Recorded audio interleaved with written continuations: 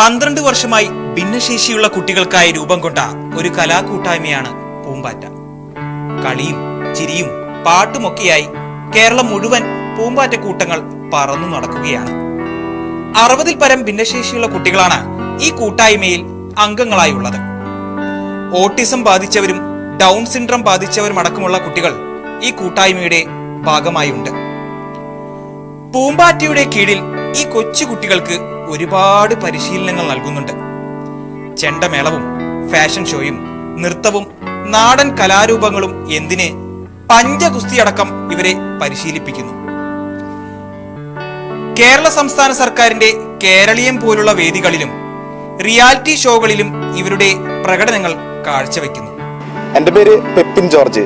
എൻ്റെ വീട് തൃശ്ശൂര് കോലഴിയിലാണ് എൻ്റെ വീട്. ഞാൻ തുടങ്ങിയൊരു കൂട്ടായ്മയാണ് ടീം പൂമ്പാറ്റ.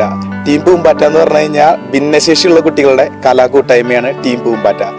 ഇപ്പോൾ ഒരു 60 അടുത്ത് കുട്ടികൾ തന്നെ ശിങ്കാരിമേളം പല സ്ഥലങ്ങളിലായിട്ട് നമ്മൾ പഠിപ്പിക്കുന്നുണ്ട്.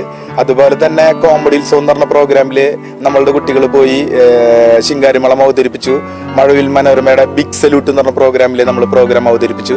കൊച്ചി TV പ്രോഗ്രാം അവതരിപ്പിച്ചു. അതുപോലെ തന്നെ മുതുകാട് സാറിന്റെ ഭാരതോത്സവം സമ്മോഹൻ ആ പ്രോഗ്രാമിൽ പോയിട്ട് നമ്മൾ ഈ പ്രോഗ്രാം അവതരിപ്പിച്ചിട്ടുണ്ട്. നിറങ്ങൾ മാത്രം കണ്ടുവളർന്ന കുട്ടികൾക്ക് നിറങ്ങളുടെ പുതിയൊരു ലോകം തുറന്നു കൊടുത്ത കൂട്ടായ്മയാണ് പൂമ്പാറ്റ. പാറിപ്പറക്കുന്ന കൊച്ചു പൂമ്പാറ്റകൾക്ക് ഇനിയൊരു വേദി ലഭിക്കണമെന്ന ആഗ്രഹം മാത്രമാണ് ഇവർക്കുള്ളത്.